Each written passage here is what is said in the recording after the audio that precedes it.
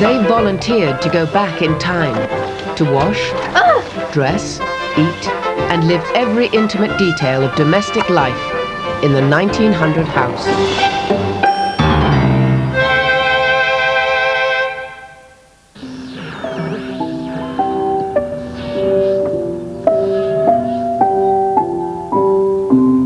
The Bowlers are 1 month into their time travel experience. 1900 technology, food and clothing are becoming familiar. Now they're grappling with new concerns, themselves.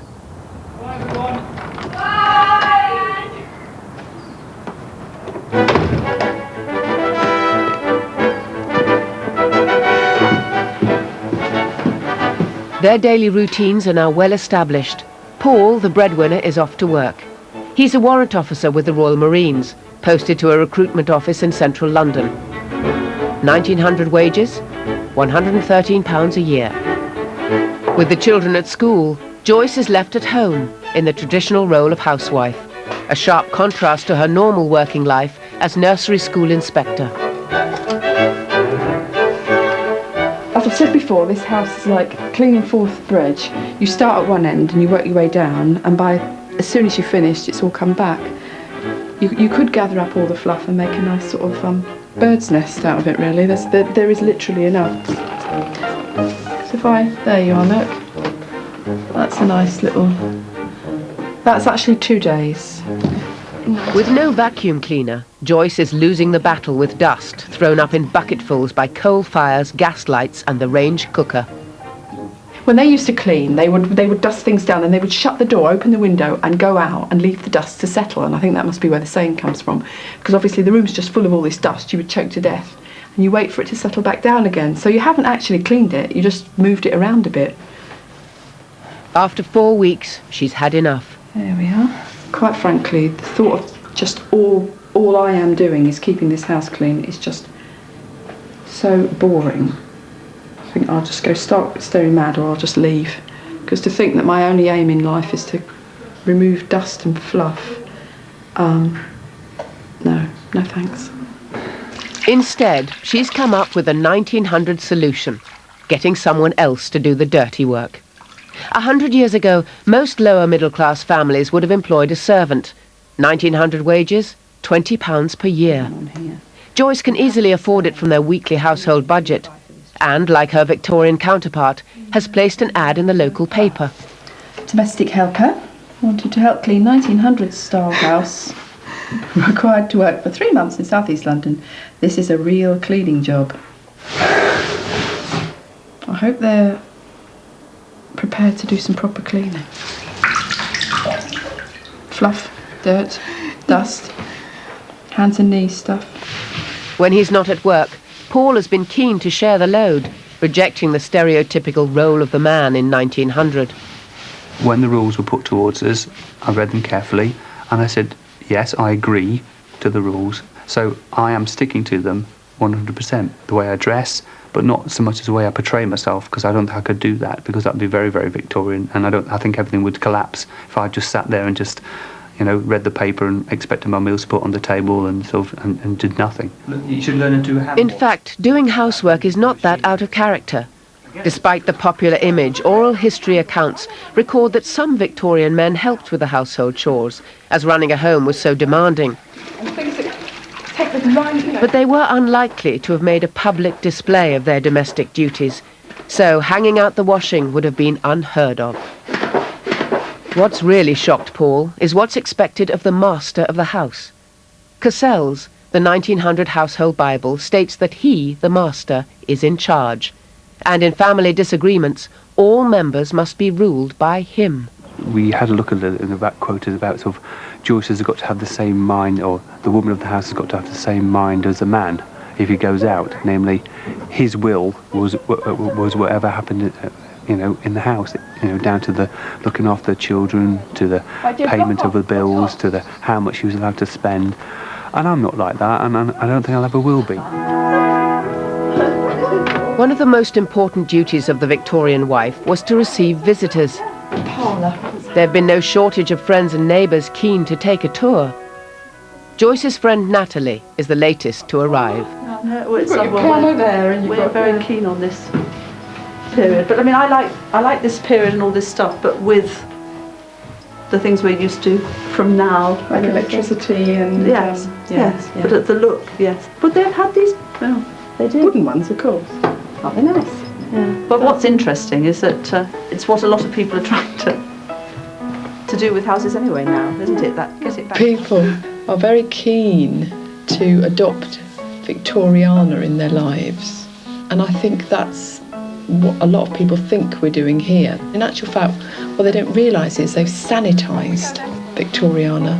Oh, isn't this fabulous? Oh, it's fabulous, isn't it? I found that with people coming round to the house and admiring things and saying, oh, isn't it lovely, isn't it pretty, oh, you know, it's given me lots of ideas, and oohing and ahhing over the whole thing, has made me quite cross, because I can see beneath that now, and I know that on the exterior, yes, it may look lovely, and it may actually look like the perfect homely setting. In actual fact, it's quite the reverse. I'm sorry about the fluff. I did clean through yesterday, and it's fluff world. It just grows overnight. No cleaning, lady. Not yet, anyway. The person having the biggest struggle with her new role in life is 16-year-old Catherine. I wanted to come and do the Victorian project. I thought it'd be an adventure, you know, stepping back in time, seeing what my ancestors would have lived like. But, and there's a big but, the fact is that I've experienced it, and now I'm sick of it.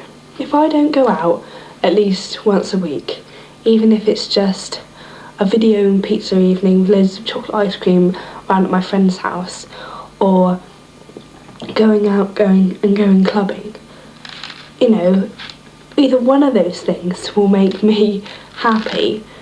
Most Victorian girls of her age would have had a very limited social life.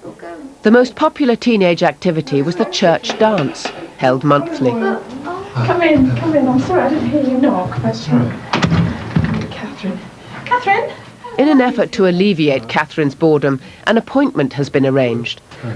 Joyce is hoping to interest Catherine in a pastime popular in 1900. So, do you recognise yourself here? Well, you really learned to play the piano for two reasons. First of all, you want to amuse yourself. Secondly, you want to amuse other people. Okay? So, what we need to do is learn to read music.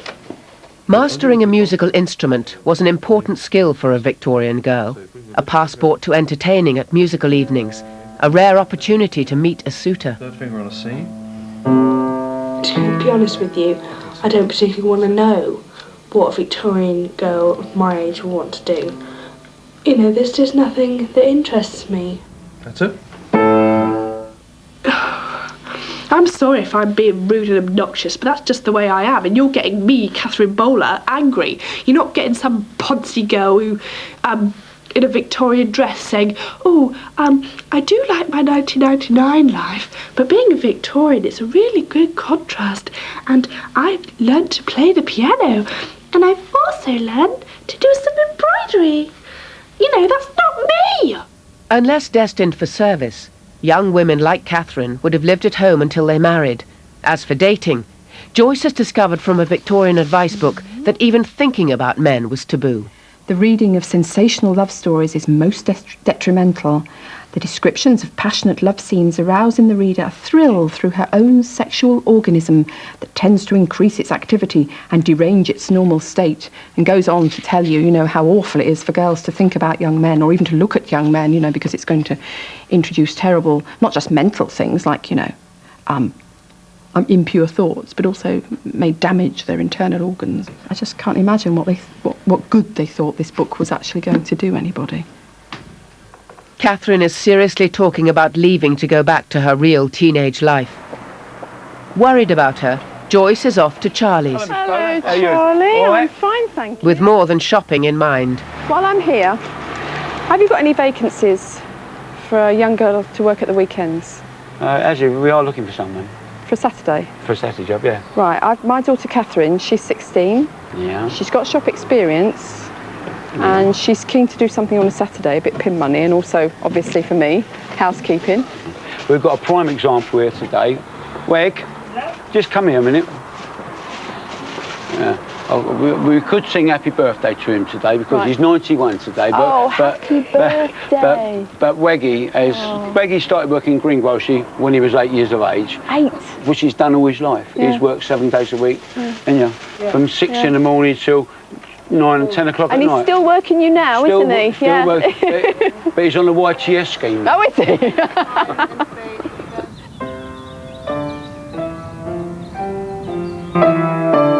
Catherine has a job. Now it's time for Joyce to give gainful employment to a maid of all work. Her advert has spawned a handful of replies. She's setting a date for interviews and looks forward to becoming a lady of leisure.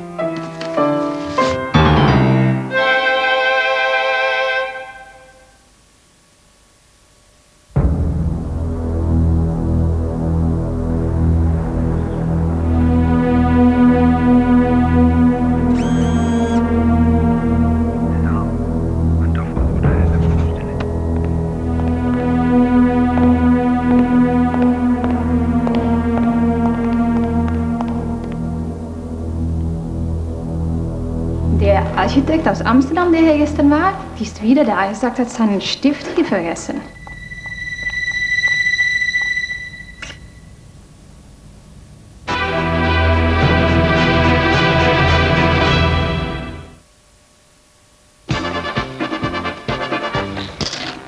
Top that! Top that! Top that! Top that! Here you go. Cool. What's in the box? A new smooth and deliciously creamy hot cereal from Quaker Top that! with 3 different toppings. Not coming out!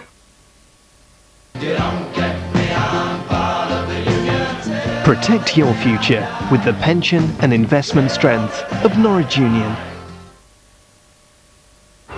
The Times' biggest ever educational software giveaway. The more tokens you collect, the more software you'll have. Itchy, flaky scalp. T-Gel Anti-Dandruff clears even the most stubborn dandruff. T-Gel Anti-Dandruff Shampoo from Neutrogena. This is the new battery-powered Colgate Actibrush. It's proven to clean better than an ordinary toothbrush. Its small head is designed for those hard-to-reach places. It oscillates around 75 times a second. That's over 2,000 times by the end of this commercial, which is nearly a whole week of ordinary brushing. The new Colgate Actibrush. It's simply a better clean.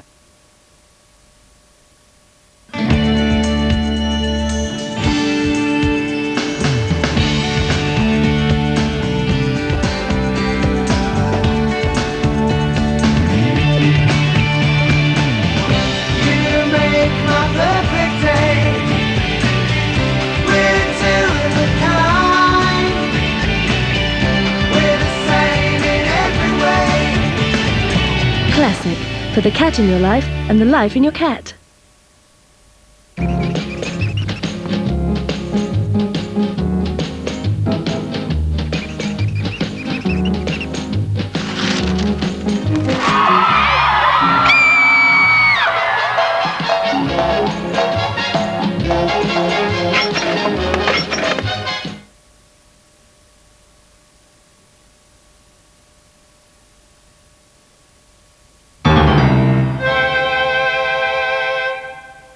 I've got to go and put my corset on and don't want to. What I want to put on today is a pair of trousers and a fleece and a pair of deck shoes. But I've got to go and put on some bloody fancy dress. So, first thing in the morning, before you've eaten or drunk anything, you pop yourself into this awful thing, instrument of torture. Also constricted by her corset, Catherine has found an article in Cassell's which shows that tight wearing of corsets was of great concern even in 1900. The stupidity and wickedness of this custom is scarcely possible to exaggerate. It not only ruins the health of those who practice it, but it throws a burden upon the next generation and weakens the race. And then this is where you give yourself a waist. So you pull it as tightly as you can without passing out. The tender bones and muscles are pinched, squeezed, cribbed and confined so that the complicated internal organs, which are so wonderfully constructed and so marvellously fitted to their work, are interfered with and pushed out of place.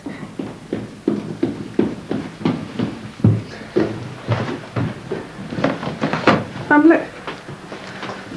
Oh, knocker cells, what have we got? Right. You know, we're talking about working in your corset. Yeah. Well, here, they are totally against it. So can I take it off then? Well, it says here, during recent years, a strong protest has been made by more sensible women against the absurdities of tight lacing. Good grief, over-tight lacing, cause of pimples on the face, red nose, fainting, hysteria and nervousness. There you go, put it all down to that. See, that's why you had hysterical moments. Red blotches in all sorts of unexpected places. Yeah. Exactly, I'm perfectly normal. Exactly. There you go, it was my corset. Hello. Oh, hello. Joyce, Joanne Long, do you remember me? Joyce and Catherine have called in local doctor Joanna Long, who's monitoring the health of the family during the project. They're suffering from shortness of breath. To check what's happening requires a respiratory test. Blow, blow, blow, blow, blow, blow, blow, blow, blow. Is that it? I'm sorry, yes. Okay. So your peak flow was 300, which is actually quite low. Do you smoke? No. Right, okay. I'm sure that's to do with the corset. Feel better?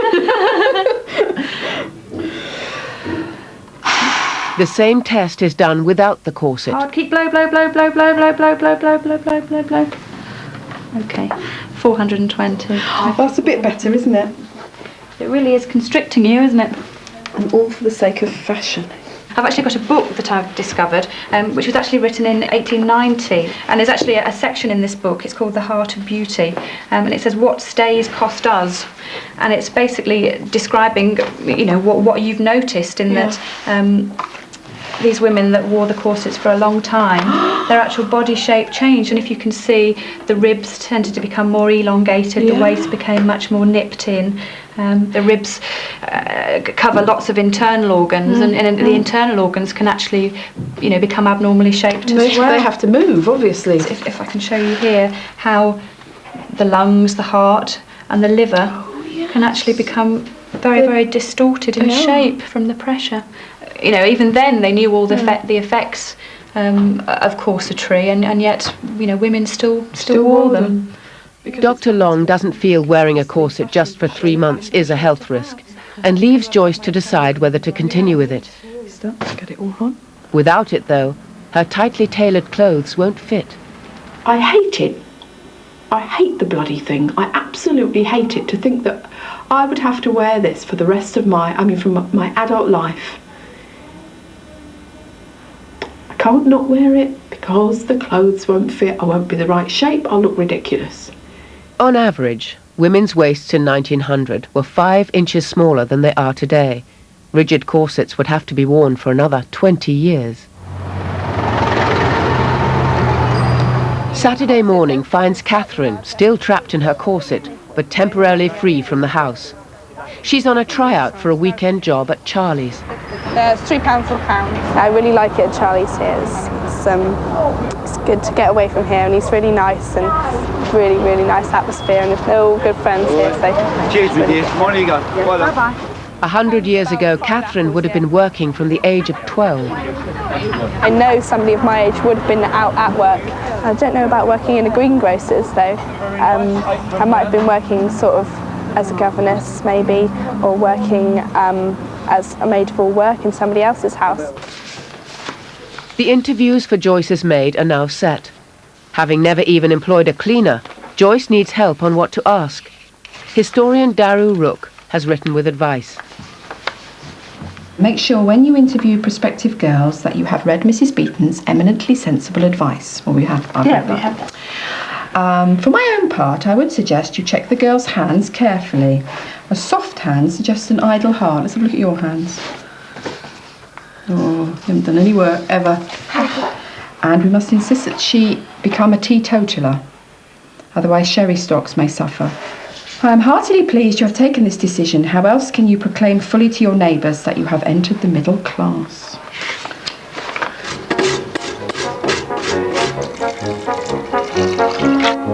Whilst Joyce wants the maid to take on the cleaning, she's determined to stay in charge of cooking. But their 1900 menu is about to prompt another protest. I don't like the food. What food would you like? Peanut butter. Peanut butter, chopped spread, chips, cornflakes, ice cream, flip lollies. The main concern with Joseph is he's not eating, and he's not eating the food that we're cooking. Everyone else is eating it except for Joseph, and I'm concerned, Joyce is concerned, and we're trying to think of things for Joseph to eat all the time. Lentils. In 1900, the staple diet for families like the Bowlers was cheap cuts of boiled meat and vegetables, with very little flavouring. I feel like this is a bit better for us, don't you? That sort of I'm producing things that are perhaps a bit more familiar. What do you think? Do you think this week's food is an improvement on last week's food? Yeah. No. You don't, Joe. Actually, you've got a bit fussier, haven't you, mate? I can't really afford to have an extremely fussy son. We are coping with that. And I don't think he's going to drop dead if he eats the same thing day in, day out for 3 months. I'm not really going to worry myself about it too much. But I think Victorians would have just cooked it, put it on the table, and you were grateful for what you got, and you ate it. Because if you didn't, the person sitting next door to you will soon do that. There we go. Joyce is still trying to stick to a vegetarian diet. Joe? No. Do we have to wait till time, or do we... Do you want to try it anyway? Tonight's period recipe is Mrs. Beaton's beetroot fritters. You'll be sad. Look what came through the door. Pizza! Yum. Shall I cook the others? Yes, please. Oh, right. They're lovely. Are you sure you'd like to try some, Joe? Look. It's gorgeous. I had to take loads of onion. You don't like it? The onions are a bit... I do like onion, but... We're now going to drink. Then for dessert. No, I don't think it's set enough. I don't think it'll... Yeah, it's doing it. Oh! It's gone everywhere. Oh. No, it's not cow pat. Seriously, ordering a pizza when I get back. It's going to be so cool. I'm going to have a mad feast of food. It's going to be so cool.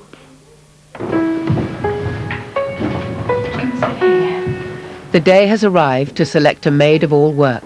It's very nice to meet you. I'm Joyce. I've got a few questions that I'd like to ask you. Okay. And I expect you'll have some questions for me. Yeah.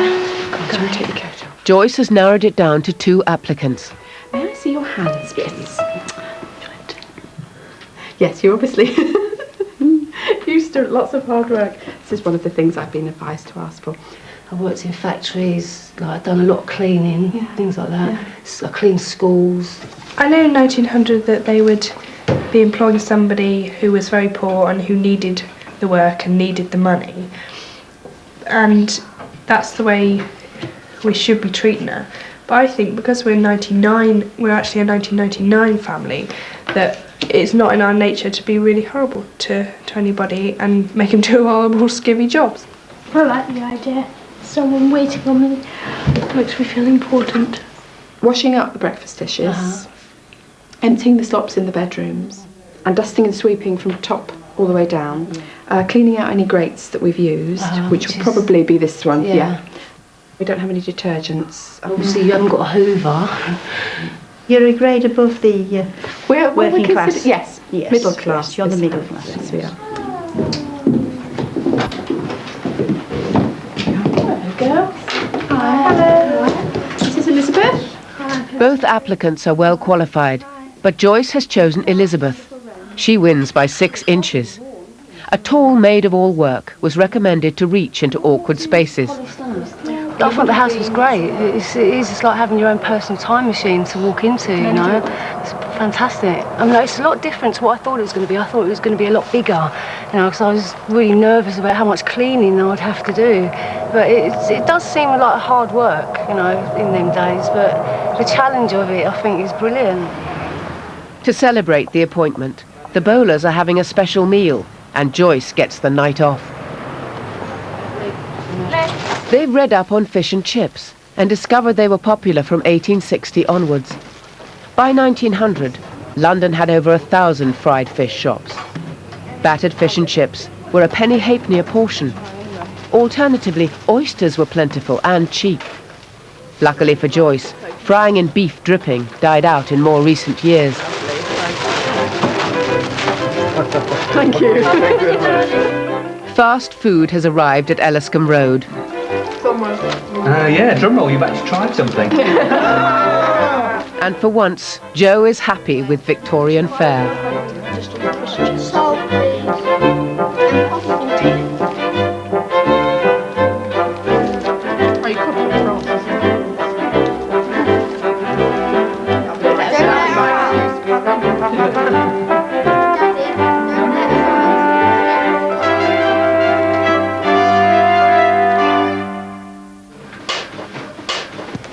Next week, Elizabeth gets to grips with being a maid.